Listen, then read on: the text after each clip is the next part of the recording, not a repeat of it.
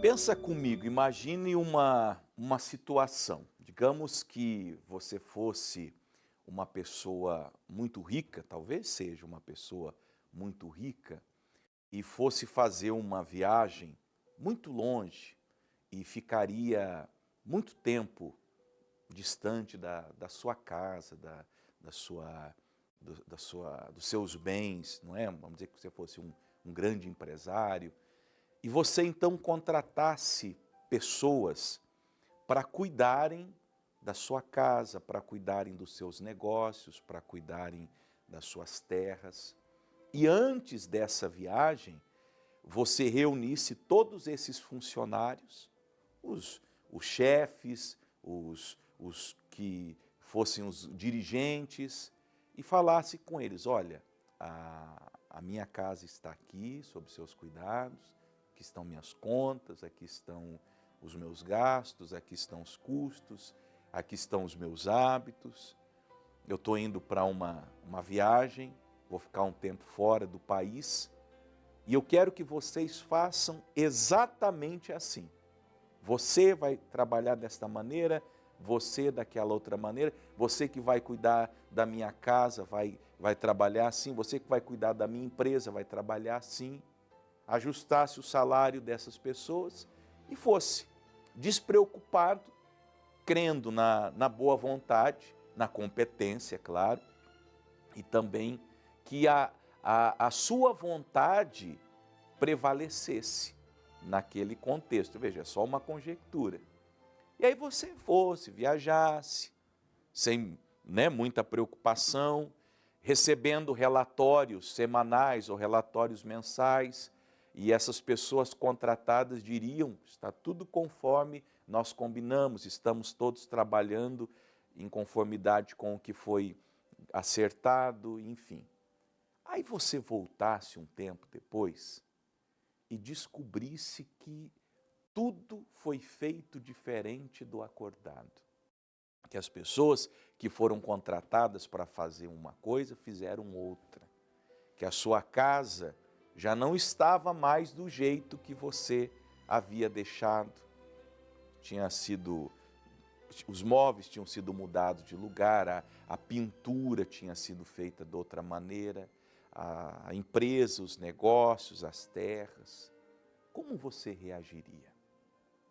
No mínimo, você ia ficar muito irado, ia chamar todos e ia dizer: por que vocês fizeram assim? O nosso combinado não era que vocês cuidariam da minha casa e dos meus negócios do jeito que eu determinei, e eu não paguei vocês para fazerem aquilo que eu mandei? Você tomaria providências um tanto quanto drásticas, não é verdade? Agora, por que eu faço essa conjectura? Porque é isso que estão fazendo com a obra de Deus. Jesus, o Senhor da obra, o dono da casa, chamou os seus servos e disse: eu quero que a minha obra seja feita assim. E eu vou dizer isso, gente, olhem para mim, todos vocês, evangélicos ou não, vocês que são da fé cristã ou não, mas principalmente as pessoas que frequentam a igreja, as pessoas até da obra, pastores. Eu sei que os pastores de outras denominações, padres também, assistem o Paraná na Graça. Será que Jesus está feliz com os senhores, da maneira como vocês estão fazendo a obra? Olha só, eu quero ler para nós Marcos 6, do 12, o 12 e o 13, são 2 versículos só.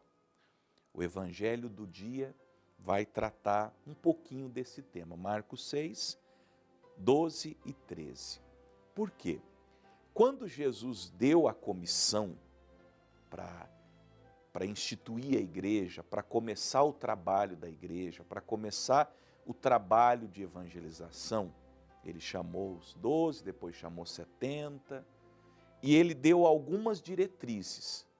Aqui está tudo muito bem resumido, eu não tenho tempo de me explanar muito, de me estender demais, então eu quero ficar, porque no resumo a gente já aprende.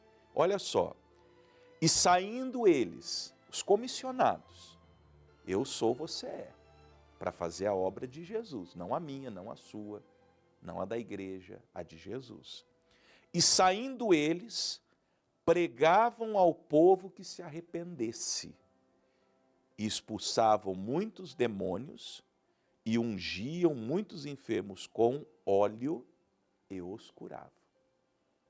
3 coisas essenciais, 3 coisas essenciais para toda pessoa, para toda instituição chamada igreja, denominação chamada igreja, com seus líderes, com seus pastores, com seus obreiros, presbíteros, diáconos, com seus membros fazerem. Quando nós vamos pregar o evangelho, quando nós saímos na ordem de Jesus para anunciar a salvação, a primeira coisa que nós temos que fazer é pregar ao povo o arrependimento. Porque a porta de entrada para a igreja é o arrependimento. Há um debate, e esse debate é controverso, sobre se a igreja tem que ser inclusiva ou não. E eu vou dizer isso a todos os protagonistas desse debate. A igreja não é inclusiva, o céu não é inclusivo. A igreja, eu falo isso à luz do evangelho, ela é exclusiva. Ela é exclusiva, guardem isso no coração. Por que ela é exclusiva? Ela exclui quem não se arrepende.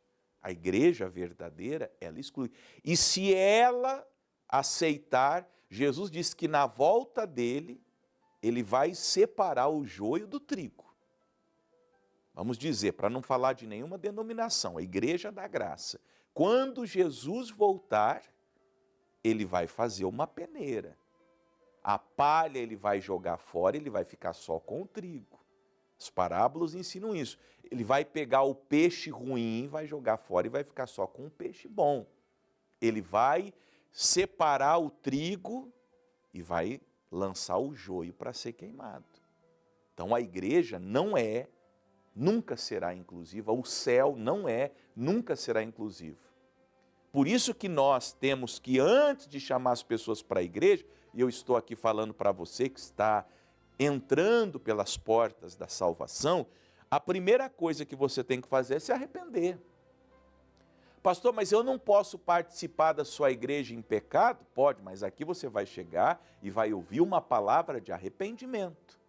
E que você precisa se arrepender. Porque se você não se arrepender dos seus pecados, você vai perecer. Quando nós vamos pregar o evangelho às pessoas, nós não podemos omitir delas que elas precisam, no primeiro ato, se arrependerem dos seus pecados. No primeiro ato. Faz parte da obra. Pastor, mas tem muita gente na igreja em pecado. Pois é. Você lembra da parábola da grande ceia? O rei fez uma grande ceia, uma grande festa e convidou os convivas. E aí no meio da festa ele saiu para cumprimentar. E a parábola de Jesus diz que havia um convidado que não trajava as vestes apropriadas. Aí o dono da festa, que é o próprio Deus, é uma ilustração, olhou para ele e falou: como que você entrou aqui na festa com essa roupa? Aí ele emudeceu. A parábola diz que o dono da festa mandou chamar a segurança da festa, amarraram aquele homem de mãos e pés e jogaram ele para fora do palácio, nas trevas exteriores. Então você pode até entrar, você pode até frequentar uma denominação, uma igreja, sem estar arrependido. Porque as vestes, elas são dadas quando a pessoa se arrepende. Lembra de Moisés? Quando Moisés é chamado por Deus, Deus diz para ele: Moisés, tira a sandália dos seus pés, porque a terra que você está é uma terra santa. A partir de agora, você não vai poder ser esse homem que você foi. Até a sua sandália tem que ser tirado. Era um símbolo da nova vida que Deus estava exigindo de Moisés para que ele fosse um profeta.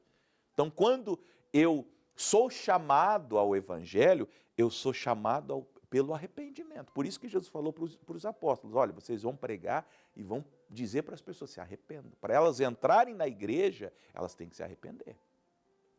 Um ou outro pode estar na igreja sem se arrepender, talvez seja o teu caso. Mas você no céu não vai entrar, a não ser que você se arrependa. É assim que Jesus mandou fazer a obra. É assim que ele determinou antes dele ir e prometeu que vai voltar a segunda vez.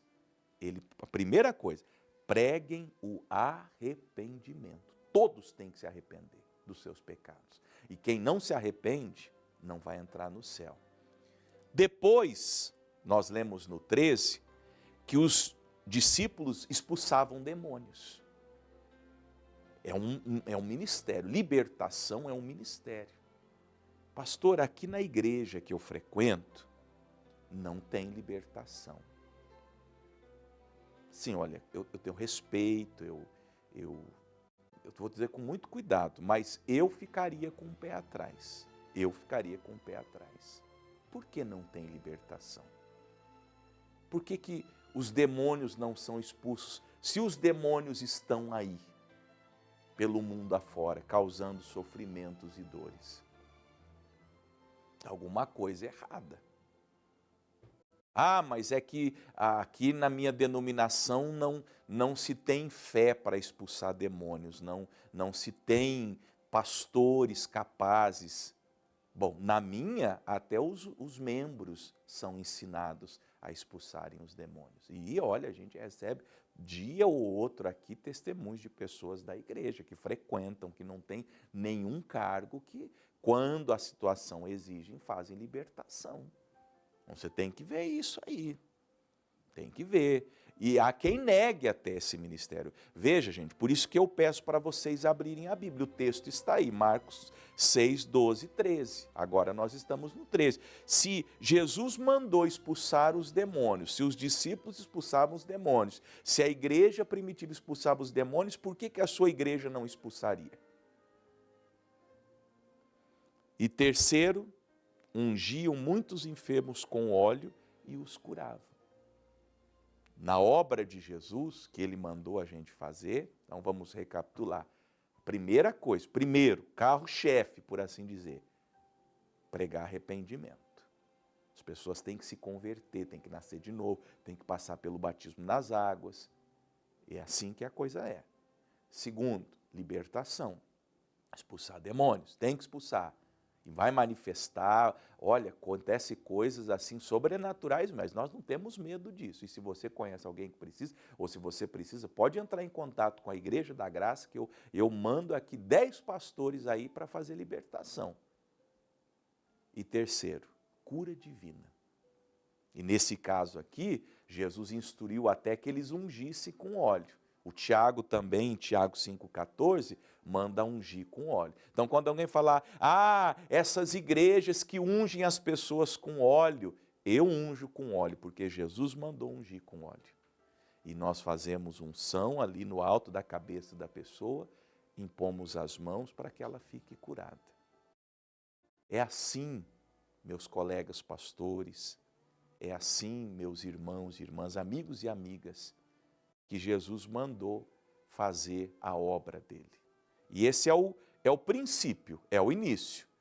É assim que se planta uma igreja, é assim que se convida uma pessoa para vir ao culto, é pregando arrependimento, é expulsando os demônios e é curando os enfermos. Se não tem pregação de arrependimento, se não tem libertação, se não tem cura divina, possivelmente você está fazendo parte de um clube social cristão, de ideologia, de filosofia cristã, mas não é o Evangelho. E se não é o Evangelho, ninguém aí vai para o céu, porque o Evangelho é o poder de Deus para a salvação de todo aquele que crê. É o poder de Deus para o arrependimento, é o poder de Deus para a libertação, e é o poder de Deus para a cura divina. Amém?